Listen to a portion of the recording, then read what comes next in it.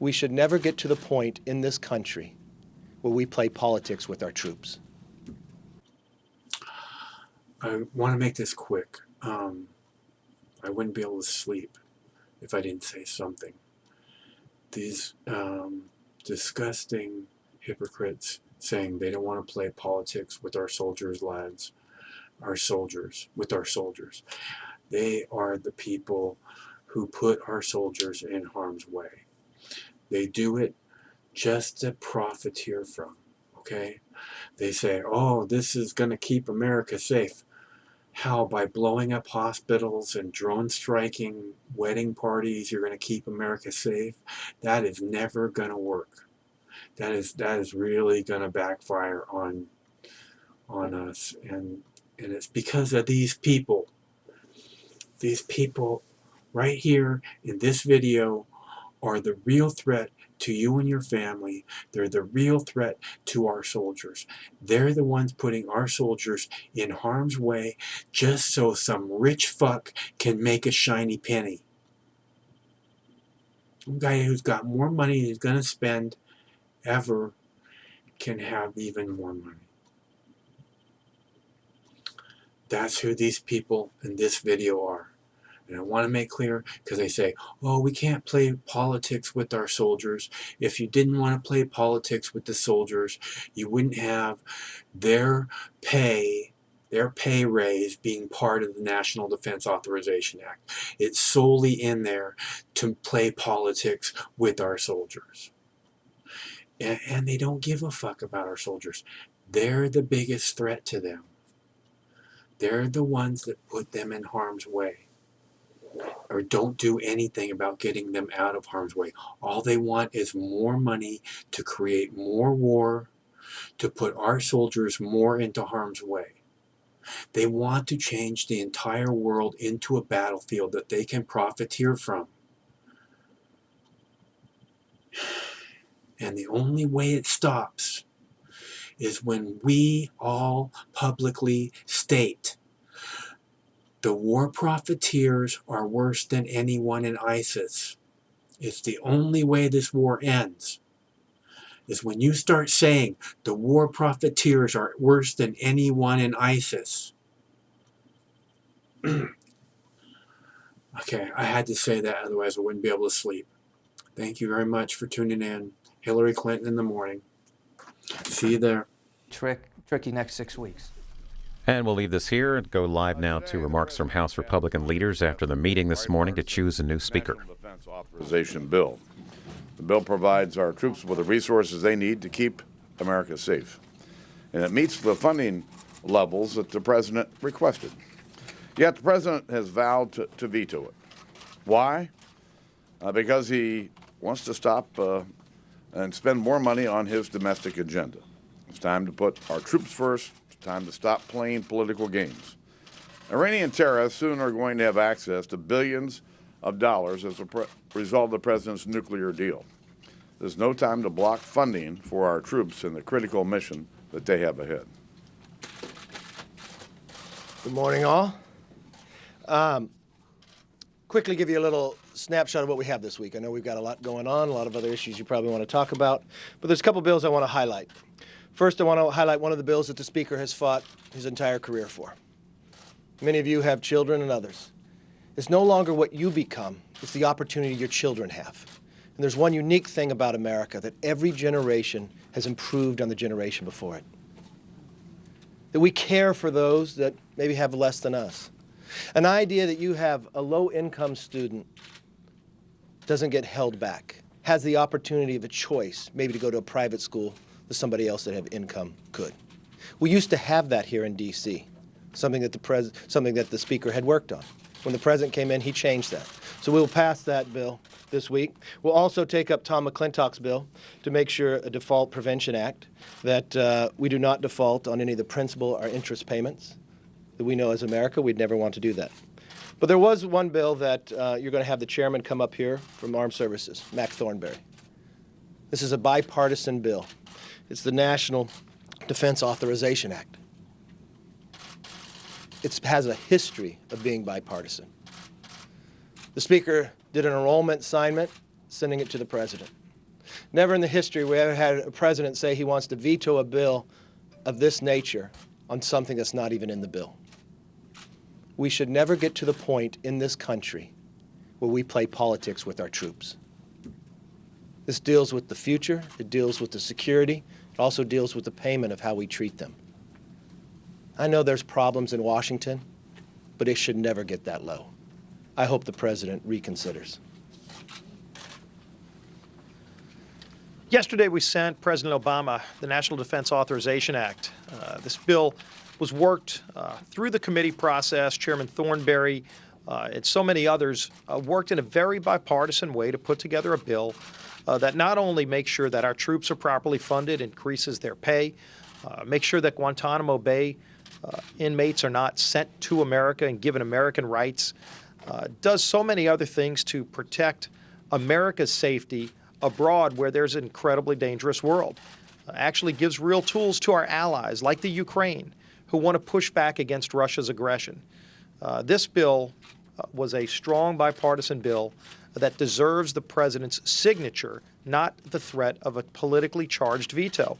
The president needs to reconsider his veto threat, do what's right for our troops and what's right for America's national security, and sign this bill. We're also going to be voting later this week on the reconciliation legislation. This is a bill that we worked through going back to January when our members came together and recognized that with a House and Senate majority, we had the first time since 2002 to pass a budget that actually gets to balance, but also to give us that tool of reconciliation, which allows us with 51 votes in the Senate rather than 60 to send a bill to the president's desk. We've done that. We've come together in the House to bring a bill to the floor that actually dismantles Obamacare and defunds Planned Parenthood, allowing us with 51 votes in the Senate to send that bill to the president's desk. So I'm looking forward to a very strong vote from the House. Would urge the Senate to follow suit and go through their process and send that bill to the president's desk, a bill that really re-strengthens the priorities of the American people, would help get our economy back on track and set some really good priorities for our country. This week, the House and Senate sent the defense bill, as you've heard, to the president's desk. It was bipartisan, and it is legislation that we pass every year to fund our military. This legislation is essential when it comes to providing a strong national defense that keeps us safe, that equips those that are in harm's way, and also supports the families of those military servicemen and women. For the men and women at Fairchild Air Force Base in Eastern Washington, as well as bases all around the world, our priority should be to give them the equipment and the resources that they need. I also co-chair the Military Family Caucus, and I hear regularly from military families concerns about whether they're going to be able to make ends meet at the end of the month, and whether or not they're going to be able to juggle the demands when someone is deployed. When someone joins the military, it's not just a job. It is a family commitment that they make to our country. They all make sacrifices, they serve us, and it is our responsibility to make sure that they get our support. Military families rely on these programs. And when you really think about it, caring for our troops and their families is the cornerstone of military readiness. Our troops need to be the focus. And we shouldn't have them worrying about whether or not we're going to be supporting them back home. We have an obligation. The president, the commander-in-chief, has an obligation to ensure that military and defense remains our top priority. Mr. President, sign this bill. Thank you, Tom. I, too, am deeply disappointed President Obama has threatened to veto the bipartisan defense authorization bill. To be clear, the president threatens to veto increases to troop pay and benefits, enhancements to the military's retirement system, a reinforced mission to defeat ISIL, funding for our nation's military personnel and readiness, and the necessary resources for a strong national defense that even reflects the president's own budget requests. For the first time in our nation's history, a president is holding this bill for ransom in pursuit of more money for his political agenda. This includes transferring Guantanamo Bay detainees to the United States and potentially Northeast Kansas. Representing Fort Leavenworth, I know this is not in our nation's best interest, yet President Obama would prefer to move the world's most deadly terrorist to our communities rather than to pay our men and women in uniform. Mr. President, troop pay and our nation's security is no place to play politics.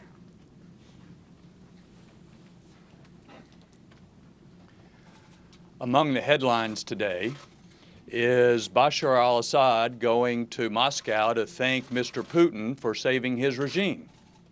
22 Afghan policemen were murdered by the Taliban. An F-18 apparently crashed in England.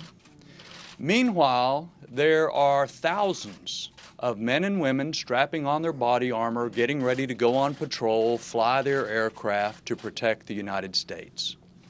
It would be absolutely wrong for us to play political games with them and with the support that they depend upon. As has been mentioned, included in this bill is a reform for military retirement. Today, 83% of the people who serve in the military walk away with no retirement. This bill changes that. There are reforms that make sure that if someone is on a drug when they are in the military to treat post-traumatic stress or pain management, they can stay on the same drug when they move to the VA system. That's not happening today. There are a number of reforms that are beginning to improve the way that the Pentagon buys goods and services. All of that goes away with a veto of this bill. It would be unprecedented. It is time for the President to put our troops and national security first. He should sign the bill. Well, young lady. You've dealt with the Freedom Caucus for a long time, so what do you think the chances are that they will acquiesce to Paul Ryan's demands or requests, as he puts it? Listen, I think Paul Ryan would make a great speaker, but this decision is up to the members. And I thought last night went very well, and hopefully by the end of the week we'll have a nominee. What's plan B if he doesn't decide to jump in on Friday? Don't know. No plan B? I should say, and I should have said earlier, I did announce to the members that the conference election for Speaker will be next Wednesday, and the 28th, and on Thursday, the 29th, the election will occur on the floor. Jake. But following up on that, could you kind of project around the corner here? I mean, we've gone through now you leaving, McCarthy leaving, Ryan stepping up. Yeah, I'm still staying. Is there a viable second, third, whatever that would be option? Listen, I think Paul is going to get the support that he's looking for. But he laid out a very clear vision of how he would run the speakership, and I thought the members responded very well to it. You'll support it. Yes. Mr. Speaker, thank you. For Jake's question, we've had so many fits and starts with this. You say the 28th and the 29th. Why should we have any confidence that this is going to work out this time? I mean, what is your level of confidence that it's going to work out this time? I feel pretty good about it. You do? What? Last question, Speaker. I hope it's not our last press conference. We have one more next week. I'm sure we will. Sure we will. But you see the mobilization now on the right against Paul Ryan, saying he's pro-amnesty, he's not conservative enough. He's just another McCarthy, he's just another Boehner. How does that sit with you? Listen, I've got pretty thick skin, and but we all know Paul Ryan, all right? He's a very good member. He works hard. He's very bright, and he has good relationships, I think, with all the wings of the party. So that's why I think he'll be doing fine. Yes, ma'am. About the fundraising aspects of the job. He would like to spend more time with his family. You are the fundraiser par excellence. What's your sense about whether that job can actually be restructured so that he's not the main fundraiser? No, I think there's a way to do that, and I frankly outlined over the last week or so a way that Paul could do this differently than the way I did it. And what weight would that be? Well, we'll let him decide. Yes, sir. As you depart, you look back at your time here, what message, if any, do you have to the House Freedom Caucus after they united against you and they did the same against Mr. McCarthy despite his own efforts to win their support? What message do you have to them now as they consider uniting against Paul Ryan? Listen, if this is not about us, not about us as leaders, not about us as members. Our job is to do the right thing for the American people every day. And you've heard me say this multiple times, but I'll say it one more time. If you do the right things every day for the right reasons, the right things will happen for our country. Thanks. Are you excited for the Benghazi hearing tomorrow? I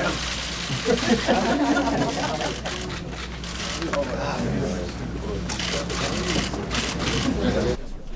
And House Republican leaders this morning, after their meeting on the agenda for the House, mostly comments about the debate on defense spending, but little about the work to find a new House chief. The House Freedom Caucus met and revealed that they would continue to back Florida Congressman Daniel Webster for House Speaker. That from reporter Erica Werner of the AP. I'm the leading state sponsor of terrorism.